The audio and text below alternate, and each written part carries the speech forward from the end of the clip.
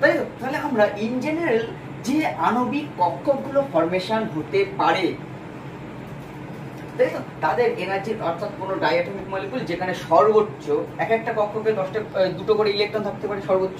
তাহলে কটা কক্ষক দেখো, আণবিক কক্ষক এখানে 4টে, 5টা, 7টা, 9টা, 10টা। তাহলে সর্বাধিক 20টা ইলেকট্রনওয়ালা যদি অণু হয় তাদের ক্ষেত্রে এই মডেলটা দিয়েই বা এই ডায়াগ্রামটা অনুযায়ী আমরা কিন্তু ইলেকট্রন বিন্যাস লিখতে পারবো।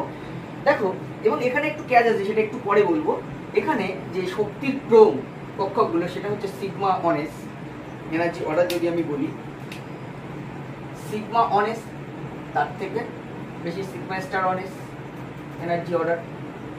এইখানে ইলেকট্রন পূর্তি প্রক্রিয়া কিন্তু হুন্ডে সূত্র মেনে চলবে, আউটবাউ প্রিন্সিপাল মেনে চলবে এবং পাউলির অপবর্জন নীতি মেনে চলবে। সমস্ত সূত্রগুলো যেটা পারমাণবিক কক্ষকে ইলেকট্রন পূর্তি প্রক্রিয়ায় করেছিল সেই রকম সূত্রগুলো কিন্তু